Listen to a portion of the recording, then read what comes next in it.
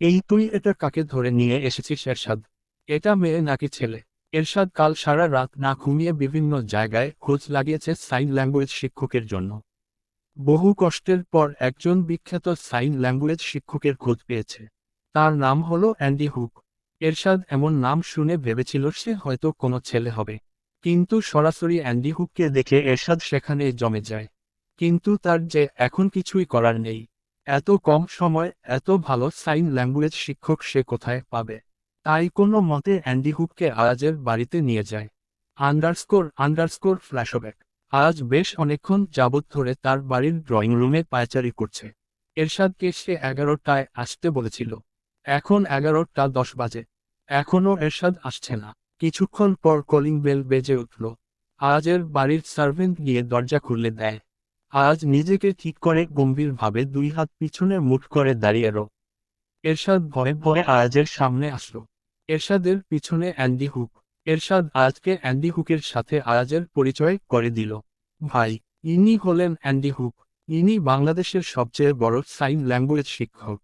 আজ দেখলো Andy hook নামক ব্যক্তিটা সাদা শার্ট, কালো টাইট প্যান্ট, কালো কোট পরে আছে। চুলগুলো একপাশে সিথি করে রাখা। মোটামুটি বেশ বড় তার চুল। ঠোঁটটা যেন একটু বেশি গোলাপি। আজ হ্যান্ডশেক করার জন্য অ্যান্ডি হুকের দিকে হাত বাড়ালো আর বলল, hello mister Andy Hook. I মো Ayaz Khan. Hello mister Andy Hook. I am Ayaz Khan. Andy Hook মুখে চওড়া হাসি নিয়ে আয়াজের সাথে হাত মিলিয়ে মেয়লি ভঙ্গিতে বলে উঠল, হাই, হাই হ্যান্ডসাম। আমি অ্যান্ডি হুক। তোমার সাথে দেখা হয়ে খুব ভালো লাগলো। উদ্ধৃতি চিহ্ন। আজ অ্যান্ডির এমন মেয়লি কথা শুনে হতবাক হয়ে এরশাদের দিকে তাকায়। আর এরশাদ অসহায় চোখে আয়াজের দিকে আগে থেকেই তাকিয়ে রো। আজ নিজের হাত থেকে অ্যান্ডির হাত ছাড়ানোর চেষ্টা করছে। কিন্তু অ্যান্ডি মুখে একটু রোমান্টিকতা ভাব নিয়ে আয়াজের হাত ধরে আছে। আয়াজের এবার বেশ রাগ লাগছে। কিন্তু কিছু করার নেই। এই লোককেই তার দরকার। আজ কোনো মতে অ্যান্ডির থেকে নিজের হাত ছাড়িয়ে নিয়ে মুখে মিথ্যা হাসি ঝুলিয়ে শুধালো, তা মিস্টার অ্যান্ডি, এরশাদ হয়তো আপনাকে সব কিছু বলে নিয়ে এসেছে। আমি 1 সপ্তাহের মধ্যে সাইন ল্যাঙ্গুয়েজ শিখতে চাচ্ছি। আপনি হয়তো আমার কথা বুঝতে পারছেন। অ্যান্ডি আজের কথা শুনে মেয়েদের মতো হাত নাড়িয়ে মেয়েরই কণ্ঠে বলে উঠল, উফ হ্যান্ডসাম। ওটা মিস্টার না মিস হবে। আর তুমি একদম চিন্তা করো না। আমি তোমাকে সব কিছু শিখিয়ে পড়িয়ে দিব।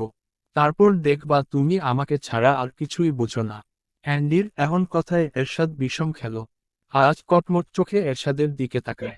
এরশাদ আজের এমন চাহনি দেখে তাড়াতাড়ি করে অ্যান্ডি শুধালো, এই মানে মিস্টার ও সর মিস অ্যান্ডি। আজ ভাইয়ের কিছু গুরুত্বপূর্ণ কাজ আছে। তাই আপনি কাল থেকে আসিয়েন। অ্যান্ডি মেয়েলি ভাবে বলে উঠল, ওহ তাই নাকি? ইস, ভাবলাম আজকে এই হ্যান্ডসামকে বেশ কিছু শিখিয়ে পড়িয়ে যাব। এই মানে সাইন ল্যাঙ্গুয়েজ।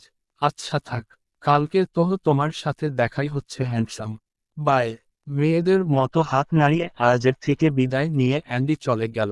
অ্যান্ডি চলে যাওয়ার পরপরই আজ চোখ পাকিয়ে এরশাদের দিকে তাকায়। আজের এমন চাহনিতে এরশাদের জান চায় যায় অবস্থা। বর্তমান। এই মানে ভাই, আমি তো নাম শুনে প্রথমে ছেলে ভেবেছিলাম। কিন্তু কে জানতো এটা তৃতীয় লিঙ্গ হবে। না, তুই কিছুই জানতিস না। তুই তো দুধের শিশু। তোকে এখন ও সব পড়িয়ে শিখিয়ে দিতে হবে। শালা, নিজের বউয়ের জন্য নিজের এত সুন্দর হাতটা হেফাজত করে রেখেছিলাম কিন্তু। কিন্তু আজ তোর জন্য ওই অ্যান্ডি না ফেন্ডি আমার বউয়ের হক নষ্ট করলো। এরশাদ, আগামী 2 দিন তুই বাড়িতে যাবি না। এটাই তোর শাস্তি। উদ্ধৃতি চিহ্ন। আজের কথা শুনে এরশাদ চোখ বড় বড় করে তাকিয়ে আছে। বাড়ি যাবে না মানে? আজ সকালে তার বউকে কত মানিয়ে রাগ ভাঙিয়েছে। আর বলে এসেছে আজ তাড়াতাড়ি বাসায় ফিরবে।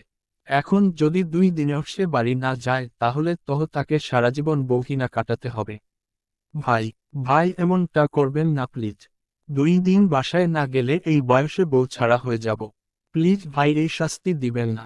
বেশ আকুতির স্বরে কথা বলে উঠল এরশাদ।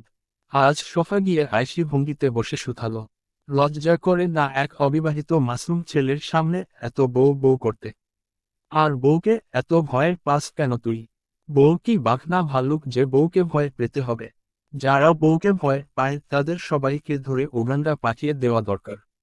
এখন নিজের বউ নিয়ে দেখে এত বড় বড় লেকচার দেওয়া হচ্ছে। বিয়েটা একবার করো বাছাধন। তারপর বুঝবে বউ কি জিনিস। হুহ, বিড়বিড় করে। কি রে, দাঁড়িয়ে দাঁড়িয়ে কি বিড়বিড় করছিস? কই কিছু না তো ভাই। কিছু না হলে ভালো। আচ্ছা শুন, আমার এখন পার্টি অফিসে যেতে হবে। ওখানে কিছু কাজ পড়ে গেছে। উদ্ধৃতি চিহ্ন। আমিও যাব ভাই। না, তোর যাওয়ার দরকার নেই। তুই বরং এক কাজ কর। এই অ্যান্ডি ফ্রেন্ডি আপেলের ক্যান্ডিকে বিদায় করে কোনো সুস্থ সবল সাইন ল্যাঙ্গুয়েজ শিক্ষককে ধরে নিয়ে আয়। এবার যদি উল্টো পাল্টা কাউকে ধরে আসিস, তাহলে তোকে 1 সপ্তাহ তোর বউয়ের কাছে যেতে দিব না বলে দিলাম। জজি ভাই, আর এমন হবে না। জাফর আলী খান নিজের রুমের খাটে হেলান দিয়ে বই পড়ছিলেন। তখনই দরজায় নক করার আওয়াজ আসে। জাফর আলী খান বই থেকে মুখ তুলে দরজার দিকে তাকালেন। সে দেখতে পেলেন কথা দরজার সামনে দাঁড়িয়ে আছে। জাফর আলী খান মুচকি হেসে কথাকে ভিতরে আসতে বললেন। জাফর আলী খানের অনুমতি পেয়ে কথা রুমে প্রবেশ করল। কথা জাফর আলী খানের পাশে গিয়ে তার কোলে মাথা রেখে শুয়ে পড়ল। আর জাফর আলী খান ও তার আদরের নাতনির মাথায় পরম মমতায় হাত বুলিয়ে দিতে থাকলেন। এই নাতনিটা যে তার বেশ আদরের। জাফর আলী খান কথার মাথায় হাত বুলাতে বুলাতে চলে গেলেন অতীতে। অতীত, আজ থেকে প্রায় ১৯ বছর আগে। জাফর আলী খান তার প্রাণপ্রিয় বন্ধু আহমেদ চৌধুরীর সাথে তাদের বন্ধুত্বের সম্পর্কটা আরও মজবুত করতে জাফর আলী খানের ছোট ছেলে ইলিয়াস আলী খান ও আহমেদ চৌধুরীর একমাত্র মেয়ে জোনাকি চৌধুরীর বিয়ে ঠিক করেন। আহমেদ চৌধুরী পেশায় একজন প্রাইমারি শিক্ষক ছিলেন। বলতে গেলে মধ্যবিত্ত শ্রেণীর মানুষ। কিন্তু তাতেও জাফর আলী খান ও আহমেদ চৌধুরীর বন্ধুত্বে কোনো কমতি ছিল না। জোনাকি চৌধুরী ছিলেন ভুবনমোহিনী সুন্দরী। এইরকম সুন্দরী পুরো বালাগঞ্জ গ্রামে আর ছিল না। তিনি যেমন সুন্দরী ছিলেন তেমনই গুণবতীও ছিলেন। ইলিয়াস আলী খান প্রথম দেখাতেই জোনাকি চৌধুরীকে পছন্দ করে ফেলেন। ছেলে মেয়ে রাজি হওয়াতে জাফর আলী খান ও আহমেদ চৌধুরী তাদের বিয়ের ব্যবস্থা করেন। বিয়ের পর 1 মাস খুব সুন্দর করে ইলিয়াস আলী খান ও জোনাকি চৌধুরীর সংসার অতিবাহিত হয়। এই 1 মাসে দুজন দুজনকে মন প্রাণ উজাড় করে ভালোবেসেছে। কেউ কাউকে ছাড়া এক মুহূর্ত ও থাকতে পারত না। কিন্তু এত সুখ হয়তো বিধাতার পছন্দ হলো না। -1 মাস পর হঠাৎ জোনাকি চৌধুরী গায়েব হয়ে গেলেন। যাওয়ার আগে একটা চিঠি ইলিয়াস আলীর জন্য লিখে গেল। Dash dash dash. প্রিয় ইলিয়াস, আপনার কাছে আমি কোন মুখ ক্ষমা চাইব তা জানি না। কিন্তু তবুও আপনি আমাকে ক্ষমা করে দেন। বিয়ের আগে আমি একজনকে খুব ভালোবাসতাম। কিন্তু বাবার ভয় কখনো তা বলা হয়নি। আজ আমি আমার সেই ভালোবাসার মানুষের কাছে চলে যাচ্ছি। ভালো থাকবেন। আর আমাকে ভুলে যাবেন। ইতি, জোনাকি। Dash dash. জোনাকির চিঠিটা পড়ে ইলিয়াস বিশ্বাস করতে পারছিল না। ইলিয়াস কেন? বাড়ির কেউই বিশ্বাস করতে পারছিল না যে জোনাকি এমন কিছু করবে। যেই জোনাকি ইলিয়াসকে ছাড়া কিছুই বুঝতো না সেই জোনাকি অন্যের জন্য ইলিয়াসকে ছেড়ে দিবে। এটা কি আদৌ ও বিশ্বাসের যোগ্য? জোনাকি চলে যাওয়ার পর ইলিয়াস খানের জীবন কেমন যেন ছন্নছাড়া হয়ে গিয়েছিল। জনকির বিরহে সারাটা দিন বাহিরে কাটাত। এমনকি মদ খেয়ে প্রতি রাতে বেশ দেরি করে বাড়িতে ফিরত। জাফর আলী খান তার ছোট ছেলের এহেন অবস্থা সইতে পারছিলেন না। সে বুঝতে পারছিলেন না সে তার ছেলেকে কিভাবে ঠিক করবে, কিভাবে ইলিয়াস আলীকে আগের জীবনে ফিরিয়ে আনবে। তখনই বাড়ির বড় গিন্নি রাইমা খান জাফর আলী খানের কাছে একটা প্রস্তাব রাখলেন। তার ছোট বোন আফসানার সাথে ইলিয়াসের বিয়ের কথা উঠালেন। জাফর আলী খান ও ভাবলেন, হয়তো ইলিয়াস আলী খানকে বিয়ে দিলে হয়তো সে ভালো হয়ে যাবে। কিন্তু বিপত্তি ঘটল তখন যখন ইলিয়াস খান পরিষ্কারভাবে জানিয়ে দিলেন সে আর বিয়ে করবে না। তার জীবনে একজনই নারী ছিল আর সে হলো জোনাকি। কিন্তু জাফর আলী খানের হাজারো ব্ল্যাকমেইল করে অবশেষে আফসানার সাথে ইলিয়াস আলী খানের বিয়ে দিতে সক্ষম হলেন। কিন্তু জাফর আলী খানের ধারণা ভুল ছিল। ইলিয়াস আলী খান বিয়ের পর ও সে আগের মতোই জীবন যাপন করতে লাগল। ভুলে গেল তার কোনো বউ আছে। সারাদিন বাহিরে কাটিয়ে রাতে মদ খেয়ে বাসায় আসত। এভাবেই দিন যাচ্ছিল। -9 মাস পর একদিন হঠাৎ জাফর আলী খানের সাথে দেখা হলো জোনাকির। জাফর আলী খানের সকালে হাঁটার অভ্যাস রয়েছে বহু বছর ধরে। ওই দিন সে হাঁটতে বের হয়েছিলেন। হাঁটতে হাঁটতে একটা পার্কে এসে পৌঁছালেন। পার্কের বেঞ্চে বসে যখন বিশ্রাম নিচ্ছিলেন ঠিক তখনই একজন বোরকা পরিহিত মহিলা জাফর আলী খানের সামনে এসে দাঁড়াল। জাফর আলী খান চিনতে পারলেন না মহিলাটাকে। মহিলাটা তার মুখের কাপড় সরাতেই জাফর আলী খান দেখতে পেলেন সেই মহিলাটি জোনাকি। জাফর আলী খান জোনাকিকে দেখে হতবাক হয়ে রইলেন। আগের সুন্দর মুখশ্রীর জোনাকি এখন কুৎসিত হয়ে গিয়েছে। চোখের নিচে কালো দাগ পড়ে গেছে, গাল ভেঙে গেছে, মুখটা শুকিয়ে গেছে। জোনাকি চৌধুরীর হাতে তোয়ালে মোড়ানো একটা ফুটফুটে দুধের শিশু। জাফর আলী খান জোনাকিকে কিছু জিজ্ঞেস করতে নিবেন তার আগে জোনাকি চৌধুরী বলে উঠে, আজ আমাকে কিছুই জিজ্ঞেস করবেন না বাবা। সময় হলে একদিন আমি নিজেই আপনাকে সব বলবো। আজ শুধু আপনার কাছে একটা অনুরোধ নিয়ে এসেছি। শিশুটিকে দেখিয়ে বলে, এই হলো আপনাদের বংশের আমানত বাবা। আমার আর ইলিয়াসের মেয়ে, আজ আপনাকে আপনাদের বংশের আমানত দিয়ে যাচ্ছি। আশা রাখছি আপনি আমার মেয়েকে আগলে রাখবেন। ওর আপনাদের ছাড়া এই দুনিয়ায় আর কেউ নেই বাবা। জানি না আমি কতদিন বেঁচে থাকব, তাই আপনার কাছে অনুরোধ বাবা, আমার এই মেয়েটাকে সারাটা জীবন আগলে রাখিয়েন। ওই দিনই ছিল জাফর আলী খানের সাথে জোনাকি চৌধুরীর শেষ দেখা। এরপর সে বহু খুঁজেও জোনাকি চৌধুরীকে খুঁজে পায়নি। ওই শিশু হলো কথা, জাফর আলী খানের আদরের কথা মনি। যেদিন কথাকে বাড়িতে নিয়ে আসলো সেদিন তাকে বহু ঝামেলার মুখোমুখি হতে হয়েছিল। ইলিয়াস আলী খান বিশ্বাস করেনি এটা তার মেয়ে। সে ভাবত এটা জোনাকি এবং তার প্রেমিকের সন্তান। তাই সে কথাকে কোনোদিন ভালো চোখে দেখেনি। শুধু সে কেন, জমিদার বাড়ির অল্প কিছু জন ছাড়া কেউ কথাকে সহ্য করতে পারত না, বিশেষ করে বাড়ির বড় গিন্নি ও ছোট গিন্নি। কিন্তু এত ঝড় ঝাপটার পরও জাফর আলী খান তার এই আদরের নাতনিকে আগলে রেখেছেন। যেদিন সে জানতে পেলেন তার আদরের নাতনি জন্মগত কথা বলতে পারে না, সেদিন সে তার জীবনের প্রথমবার কান্না করেছিলেন। বর্তমান কথার হাতের স্পর্শে জাফর আলী খান বর্তমানে ফিরে এলেন। কথা তার দাদুকে ইশারা করল, কি এত ভাবছ দাদু ভাই? জাফর আলী খান কথার ইশারা বুঝতে পেরে হাসি মুখে কথাকে বলে উঠল, ভাবছি আমার কথা দাদুভাই কত বড় হয়ে গেছে। আমার সেই ছোট্ট দাদুভাই কয়েকদিন পর বিশ্ববিদ্যালয়ে পড়বে। কথা তার দাদু ভাইয়ের কথা শুনে মুচকি হাসল। পর মুহূর্তেই কিছু মনে পড়তে সে ইশারা করল, ওহ দাদু ভাই, তোমাকে তো একটা কথা বলাই হয়নি। আসলে ভর্তি পরীক্ষার জন্য আমার কিছু বই লাগবে। আমি চাচ্ছিলাম একটু মার্কেটে যেতে। হ্যাঁ যাও দাদু ভাই, তুমি এক কাজ করো, সাহিল আর ইমন তহ বাসায় আছে, ওদের সাথে করে নিয়ে যাও।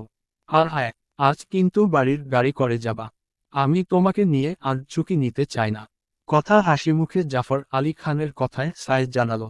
কথা জাফর আলী খানের থেকে বিদায় নিয়ে চলে যেতে নিয়েছিল ঠিক তখনই জাফর আলী খান কথাকে বললেন, কথা দাদু ভাই, এখনো সময় আছে। তুমি বললে আমি তোমাকে কোনো ভালো একটা কোচিং সেন্টারে ভর্তি করে দেই। কথা ইশারায় জাফর আলী খানকে বোঝালো, না দাদু ভাই, তার কোনো প্রয়োজন নেই। তোমাকে তহ বলেছিলাম আমি নিজে পড়ব। আর আরিয়ান ভাইয়া তহ আছেই। তাই শুধু শুধু উদ্ধৃতি চিহ্ন, শুধু শুধু কি দাদু ভাই? আরিয়ান একজন ডক্টর, ও মানবিক বিভাগের ভর্তি পরীক্ষা সম্পর্কে কি বুঝবে? আমি এবার তোমার কোনো কথা শুনতে চাচ্ছি না। আমি কালই তোমাকে একটা ভালো কোচিং সেন্টারে ভর্তি করে দিব। এটাই আমার শেষ কথা। কথা তার দাদু ভাইয়ের তার প্রতি যত্ন দেখে আবেগী হয়ে উঠল। এই মানুষটাই তাকে সেই ছোট বেলা থেকে আগলে রেখেছে। কথা হাসি মুখে জাফর আলী খানের উদ্দেশ্যে ইশারা করে, ঠিক আছে দাদু ভাই, তুমি যেমনটা বলবে তেমনটাই হবে। জাফর আলী খান কথার ইশারা বুঝতে পেরে মুচকি হাসে। কথা তার দাদুর কাছ থেকে বিদায় নিয়ে চলে যায় তার ভাইদের রুমে। ইমন আর সাহিল দুজন একসাথে তাদের পিসিতে গেম খেলছিল। তারা দুজন এক রুমেই থাকে, যদিও সবার জন্য আলাদা আলাদা রুম রয়েছে জমিদার বাড়িতে, কিন্তু ইমন আর সাহিল দুজনে ঠিক করেছে তারা একই রুমে থাকবে। দুজনেই সমবয়সী, তারা ভাই কম বেস্ট ফ্রেন্ড বেশি। তাদের রুমটা বেশ বড়। এই রুমে দুটি খাট, দুটি পড়ার টেবিল, দুটি আলমারি, দুটি ড্রেসিং টেবিল রয়েছে। আর তার সাথে তাদের গেম খেলার পিসি, কম্পিউটার। কথা ইমন আর সাহিলের রুমে এসে দেখতে পায় তার দুই ভাই গেম খেলছে। কথা হাসি মুখে তাদের সামনে গেল। ইমন আর সাহিল কথাকে দেখে গেম খেলা বন্ধ করে দেয়। আরে আপনি তুমি হঠাৎ? সাহিল, বাহ, আজকে সূর্য কোন দিক থেকে উঠেছে? কথা আপু এই আলথমদের রুমে। ইমন, কথা মিথ্যা রাগ দেখিয়ে সাহিল আর ইমনের কান ধরে, আরে আরে আপনি, আমি তোহ মজা করছিলাম। সাহিল, উফ আপনি লাগছে তোহ। আরে আমরা দুইজন তোহ মজা করছিলাম। জাতি কিন্তু এই অবিচার মেনে নিবে না আপনি। ছাড়ো না। ইমন। কথা ইমন আর সাহিলের কথা শুনে হেসে তাদের কান ছেড়ে দিল। কথার হাসিতে আওয়াজ নেই, কিন্তু মুখে রয়েছে এক স্নিগ্ধতা। ইমন আর সাহিল মুগ্ধ চোখে তাদের বোনের হাসি দেখল। কথা এবার সাহিল ও ইমনকে ইশারা করল। আজ বিকেলের দিকে আমার সাথে একটু মার্কেটে যেতে পারবি তোরা? আসলে আমার ভর্তি পরীক্ষার জন্য বই কিনতে হবে। কথার ইশারা বুঝতে পেরে ইমন ভাবের সাথে বলে উঠল, আরে আপনি, তোমার জন্য তহ আমরা দুই ভাই মঙ্গল গ্রহেও যেতে পারি। এই মার্কেট তহ কিছুই না। কিন্তু হ্যাঁ, আমাদের তাহলে আজ বাহিরে খাওয়াতে হবে। বুঝোই তহ, তোমার এই দুই ভাই কত খাদ্য রসিক। সাহিল। কথা তার দুই ভাইয়ের কথা শুনে বেশ হাসে। তারপর ইশারা করে, আচ্ছা আচ্ছা ঠিক আছে, তোরা যা খেতে চাইবি আমি তাই খাওয়াবো। আর শুন, বিকেল 4টার সময় বের হব কিন্তু, তাই ঠিক সময় তৈরি থাকিস। কথার ইশারা বুঝে পেরে ইমন আর সাহিল দুজনে একসাথে বলে ওঠে, যথা আমরা আমাদের প্রিন্সেস আপনি। অন্যদিকে আজ পার্টি অফিসের মিটিং রুমে বসে আছে। আর তার সামনেই চোখ মুখ শক্ত করে বসে আছে আবরার। আজ মন্ত্রী ইকবাল হোসেন, মন্ত্রীর নামটা পরিবর্তন করে দিলাম, কারণ জাফর আলী খান আর জাফর ইকবাল কেমন যেন একই মনে হয়ে আজ এবং আবরারকে ডেকে পাঠিয়েছে। সেই সুবাদে তাদের এখানে আসা। কিন্তু এখন পর্যন্ত ইকবাল হোসেনেরই দেখা নেই। আবরার আজকে উদ্দেশ্য করে মোর্শেদকে বলে ওঠে, কি দিন আসলো রে মোর্শেদ, আজকাল রেপিস্টরাও এমপির পদে দাঁড়ায়, আবার তাকে মানুষ ভালোবাসে। বাহ, আজ বুঝতে পারলো আবরার তাকেই উদ্দেশ্যে করে কথাটা বলেছে। কিন্তু তবুও আজ তার মুখে হাসি ঝুলিয়ে চুপ করে বসে আছে। আবরারের সহ্য হচ্ছে না আজের এই হাসি। তাই সে আবার ও বলে উঠল, কিছু কিছু মানুষের সাথে বছরের পর বছর একসাথে থেকে ও বোঝা যায় না মানুষটা কতটা জঘন্য হতে পারে। নিজের স্বার্থে 10 বছরের বন্ধুত্ব ও ভাঙ্গতে পিছপা হয় না।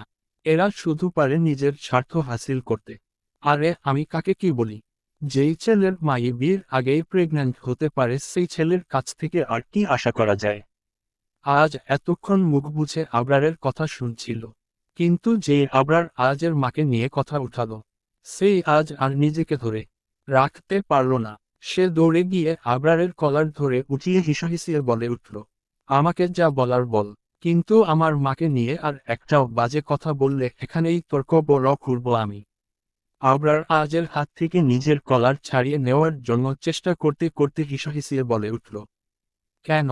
গায়ে ফোস্কা পড়ছে? সত্যি বলেছি আমি, যার মা বিয়ের আগেই প্রেগনেন্ট হতে পারে সেই মায়ের সন্তান রেপিস্ট হবে, এটাই বাস্তব। যেমন মা তার তেমন ছেলে। ছি! আজ নিজের মায়ের সম্পর্কে এমন কথা শুনে চিৎকার করে বলে উঠল আবরার। কথাটি বলেই সে আবরারের মুখ বরাবর ঘুষি দিল। আবরার আজের ঘুষি খেয়ে তাল সামলাতে না পেরে কিছু কদম পিছিয়ে গেল। আজ আবার ও আবরারকে মারতে যাবে তার আগেই সেখানে ইকবাল হোসেন চলে আসে। সে এসে আজকে আবরারের থেকে দূরে নিয়ে যায়। এইসব কি হচ্ছে আজ? তোমার থেকে এগুলো আশা করিনি। দেখো আজ, আমি আগেও বলেছি, আর এখনও বলছি, তোমাদের মধ্যে যত শত্রুতা আছে তা নিজেদের মধ্যেই রাখো। রাজনীতির মধ্যে তা এনো না।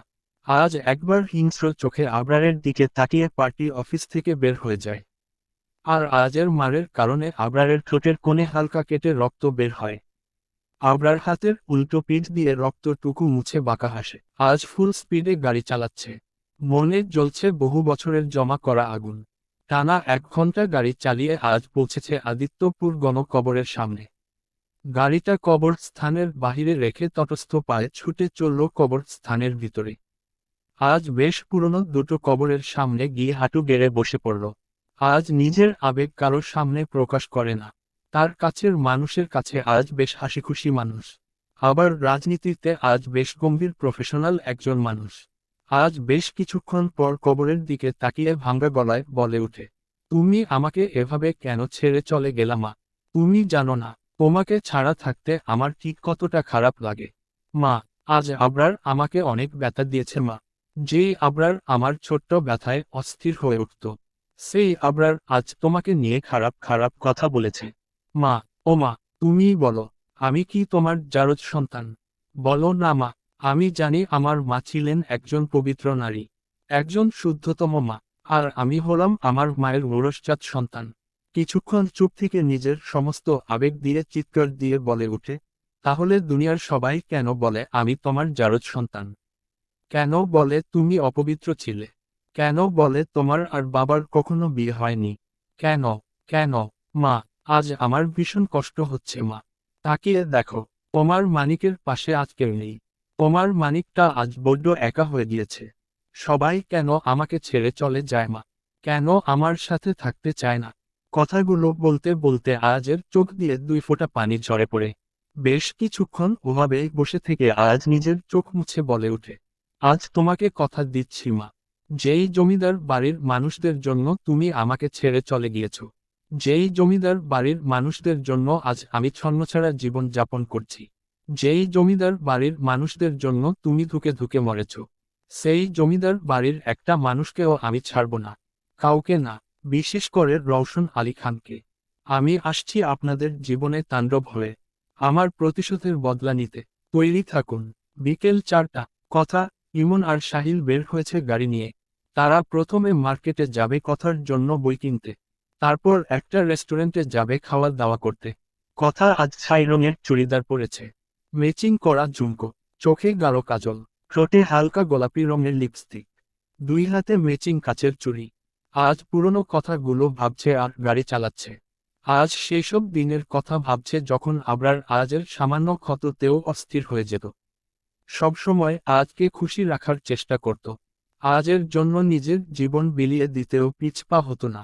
কিন্তু কিন্তু শুধু একজনের জন্য তাদের এত গভীর বন্ধুত্বটা নষ্ট হয়ে গেল। আজ আর এইসব ভেবেই গাড়ি চালাচ্ছিল। হঠাৎ করে একটা মেয়ে আজের গাড়ির সামনে চলে আসে। হঠাৎ এমন হওয়াতে আজ বেশ জোরে ব্রেক কষল। কথা, ইমন, সাহিল কথার প্রয়োজনীয় বই কিনে মার্কেট থেকে বের হয়েছিল। আর তখনই কথা রাস্তার ওই পারে ফুচকার দোকান দেখল। ফুচকা মার ভীষণ আবেগের খাবার। তাই তো ফুচকা দেখে রাস্তার ওই পারে কিছু না ভেবেই ছুট লাগালো। আর তখনই একটা গাড়ি কথার দিকে যেয়ে আসছিল। কথা বুঝতে পারল না সে কি করবে। তাই সে ভয় মাথা চেপে রাস্তায় বসে পড়ল। আর ওই দিকে ইমন আর সাহিল কথাকে ওই অবস্থায় দেখে বেশ ভয় পেয়ে গেল। আজের বুকটা কেমন ধড়ফড় করে উঠল। সে সময় মতো ব্রেক না কষলে আজকে খুব খারাপ কিছু হয়ে যেত। আজ তাড়াতাড়ি করে গাড়ি থেকে নেমে মেয়েটার দিকে এগোলো। কিন্তু মেয়েটার কাছে যেতেই আজের মাথাটা গরম হয়ে গেল। কারণ মেয়েটা কথা ছিল। আজ মনে মনে ভাবল, আজ এই মেয়েটাকে একটা শাস্তি দিয়ে ছাড়াবে সে। এভাবে কেউ রাস্তার মাঝে দৌড়ায়, এখনই যদি কিছু হয়ে যেত তখন। আজ কথার সামনে গিয়ে কথার বাহু ধরে টেনে উঠিয়ে কথার কিছু বুঝে ওঠার আগেই ঠাস করে একটা চড় বসিয়ে দিল কথার গালে। কথা গালে হাত দিয়ে অবাক চোখে আয়াজের দিকে তাকিয়ে আছে। কথা আজকে দেখেই চিনে ফেলে। ইমন, সাহিল এতক্ষণ রাস্তার সাইডে দাঁড়িয়ে এইসব দেখছিল। তারা ভাবতেও পারেনি তারা আবারও আজকে দেখতে পাবে। কিন্তু তারা সব থেকে বেশি অবাক হয়েছে এই দেখে যে আজ কথাকে থাপ্পড় মেরেছে। তারা তাড়াতাড়ি করে কথা আর আজের সামনে যায়। আজ বেশ চাচালো কণ্ঠ কথার উদ্দেশ্যে বলে উঠল, এই মেয়ে, তোমার মাথায় কি জ্ঞান বুদ্ধি বলে কিছু আছে? নাকি মাথার ভিতরে পুরোটাই ফাঁকা? ওই দিন আমি নিষেধ করিনি এভাবে মাঝ রাস্তায় দৌড়াতে। বলো, নিষেধ করিনি, তাহলে আজ কেন দৌড়াচ্ছিলে? যত সব ফাউল মেয়ে মানুষ কোথাকার। উদ্ধৃতি চিহ্ন। প্রথমত আজের এমন অপ্রত্যাশিত থাপ্পড়, আর দ্বিতীয়ত এভাবে বকা দেওয়া, সব মিলিয়ে কথা ভীষণ কষ্ট পায়। তখনই সেখানে ইমন আর সাহিল চলে আসে। কথা তার ভাইদের দেখেই কেঁদে দেয়। আজ কথার এমন কান্না দেখে ধমক দিয়ে বলে উঠে, চুপ, একদম চুপ, এভাবে ছাগলের মতো ভা ভা করে কান্না বন্ধ করো। তুমি কি বাচ্চা নাকি যে কথায় কথায় এভাবে ভা ভা করো? আয়াজের এমন ধমকে কথার কান্না বন্ধ হয়ে যায়। সে অভিমানী চোখে আয়াজের দিকে তাকায়। এই লোকটাকে কথা ঠিক মতো চিনেও না, তারপরও এই লোকটা কথাকে এভাবে রাস্তার মাঝে থাপ্পড় দিতে পারল। আসসালামু আলাইকুম ভাইয়া, কেমন আছেন ভাইয়া? আমাদের চিনতে পেরেছেন? ইমন আজের উদ্দেশ্যে কথাগুলো বলে উঠে। আজ এবার নিজেকে শান্ত করে হাসিমুখে ইমনের দিকে তাকে আর বলে, ওয়ালাইকুম আসসালাম। আলহামদুলিল্লাহ ভালো আছি। তোমরা কেমন আছো? আর তোমাদের কি এত সহজে বলা সম্ভব? শেষের কথাটা কথার দিকে তাকিয়ে বলে। কথা আজের দিকে তাকিয়ে মুখ ভেঙচি দেয়। আলহামদুলিল্লাহ ভাইয়া, আমরা ভালো আছি। মানে, সরি ভাইয়া, আজকে ও আপুনির জন্য আপনার এত সমস্যা পোহাতে হলো। আরে তোমরা কেন সরি বলছো? সরি তো, তোমার এই আপুনির বলার দরকার। সে শুধু হাতে পাই বড় হয়েছে, মাথায় জ্ঞান বুদ্ধি কিছুই হয়নি। কথা আজের এমন কথা শুনে চোখ মুখ কুঁচকে নেয়। তা তোমরা এই সময় এখানে? আসলে ভাইয়া আপুনির ভর্তি পরীক্ষার জন্য কিছু বই কিনতে এসেছিলাম। সাহিল। সাহিলের কথা শুনে আজ মনে মনে বলে ওঠে, তার মানে আমার না হওয়া ময়না বউ মাত্র ভার্সিটিতে ভর্তি হবে? সিরিয়াসলি? মানে আমার না হওয়া ময়না বউ একটা বাচ্চা মেয়ে? আজ সাহিলের কথার পরিপ্রেক্ষিতে কিছু বলতে নিবে তখনই আজের ফোন বেজে উঠল। আজ দেখতে পেল এরশাদ ফোন করেছে। এই হাদারামের নানার ভুল সময়ে ফোন দেওয়ার অভ্যাসটা আর যাবে না। বিড়বিড় করে আজ ফোন ধরে কানে নিল আর ওপাশ থেকে এরশাদ আজের উদ্দেশ্যে কিছু বলল। আজ শুধু হুম আসছি বলে ফোনটা রেখে দিল। আর সাহিলদের উদ্দেশ্য বলে উঠল, আজ আমি আসি, আসলে একটা গুরুত্বপূর্ণ কাজ পড়ে গেছে। আচ্ছা ঠিক আছে ভাইয়া, কিন্তু ভাইয়া আপনার নাম আর পরিচয় তাই তো জানা হলো না। ইমন। আজ হাসি মুখে বলে উঠে, আমার নাম আজ খান। আর পরিচয় বলতে গেলে হয়তো এবারের এমপি হতে পারি। তার মানে আপনিও এবার ভোটে দাঁড়িয়েছেন? সাহিল। তেমনই বলা চলে। সাহিল আরও কিছু বলতে নিবে আর তখনই আয়াজের ফোনে এরশাদের কল আসে। আজ তাৎক্ষণিক সবার থেকে বিদায় নিয়ে সেখানে থেকে চলে যায়। বদ্ধ অন্ধকার ঘরে এক 40 কি 45 বছরের লোক হাত পা বাঁধা অবস্থায় ফ্লোরে পড়ে আছে। তার শরীরের নানা জায়গায় মারের দাগ। দাগগুলো দিয়ে রতারা চিহ্নিত চুয়ে চুয়ে পড়ছে। চোখ মুখে ভীষণ ক্লান্তি। তখনই ওই ঘরে একটা আওয়াজ ভেসে আসলো, কেমন আছেন মিস্টার সৈয়দ খান? বদ্ধ অন্ধকার ঘরে এক 40 কি 45 বছরের লোক হাত পা বাঁধা অবস্থায় ফ্লোরে পড়ে আছে। তার শরীরের নানা জায়গায় মারের দাগ। দাগগুলো দিয়ে রক্তারা চিহ্নিত চুয়ে চুয়ে পড়ছে। চোখ মুখে ভীষণ ক্লান্তি। তখনই ওই ঘরে একটা আওয়াজ ভেসে আসলো, কেমন আছেন মিস্টার সৈয়দ খান? মেঝেতে পড়ে থাকা লোকটা নিভু নিভু চোখের সামনে থাকা ব্যক্তিটার দিকে তাকালো। ঝাপসা চোখে বোঝার চেষ্টা করছে তার সামনে কে। উক্ত লোকটা হাঁটতে হাঁটতে সৈয়দ খানের সামনে এসে দাঁড়ালো। সৈয়দ খান ক্লান্ত ভঙ্গিতে তার চোখ দুটো তুলে ব্যক্তিটাকে দেখার চেষ্টা করল। কিন্তু যখনই উক্ত ব্যক্তিটাকে দেখতে পেল তখনই সৈয়দ খানের চোখ দুটো বড় বড় হয়ে গেল। শরীরে অস্বাভাবিক কাঁপন শুরু হলো। মুখ থেকে অস্ফুট স্বরে বলে উঠল, আয়াজ খান। হ্যাঁ, উক্ত লোকটা হলো আয়াজ খান। সৈয়দ খানের মুখে নিজের নাম শুনে আয়াজ মৃদু হাসল। বাহ, তাহলে আমাকে এখনো মনে রেখেছিস। গুড। সৈয়দ খান দুই হাতে ভর দিয়ে কোনো মতে নিজের ব্যথায় ঝরঝরিত শরীরটা নিয়ে আয়াজের মুখোমুখি দাঁড়ালো। তুই এখানে? আর আর আমাকে এখানে তুই এনেছিস কেন? সৈয়দ খানের কথা শুনে আয়াজ অট্টহাসিতে মেতে উঠল। মনে হচ্ছে সৈয়দ খান বেশ মজার কথা বলেছে।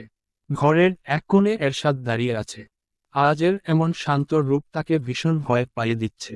আজকে যে আরেকবার রক্ত ঝরবে তা সে বেশ ভালো করেই বুঝতে পারছে। আজ নিজের হাসি থামিয়ে সৈয়দ খানের দিকে তাকালো। চোখে তার এক ধরনের আগুন জ্বলছে। কেন? তুই জিজ্ঞেস করছিস কেন তোকে এখানে এনেছি? উফ, সৈয়দ খান, এতটাও মাসুম সাজিস না তুই। পর মুহূর্তে কিছু একটা ভেবে, আচ্ছা ঠিক আছে, তুই যেহেতু জানিসই না তোকে এখানে কেন এনেছি তাহলে আমি বলে দেই। এরশাদের দিকে তাকিয়ে, কি বলিস এরশাদ? এরশাদ আজের ইশারা বুঝতে পেরে মাথা ঝাঁকায়। কিন্তু এভাবে বলে তো মজা পাবো না। এরশাদ, যা সৈয়দ খানের জন্য আমার স্পেশাল গিফটটা নিয়ে আয়। এরশাদ আজের কথা বুঝতে পেরে রুম থেকে বের হয়ে যায়।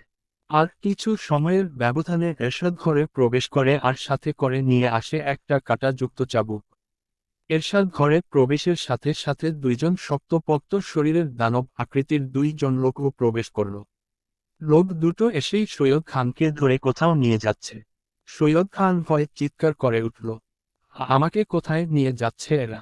আজ আমাকে ছেড়ে দে, আমাকে যেতে দে। এভাবেই সৈয়দ খান আজের কাছে আকুতি মিনতি করছিল। কিন্তু আজ খান তোহ আজ অন্য ধ্যানে আছে। ঘরের মধ্যে লম্বা করে রড ঝুলানে রয়েছে। তার কিছুটা দূরে শিকল পড়ে আছে। ঘরের এক কোণে বড় ড্রাম ভর্তি পানি।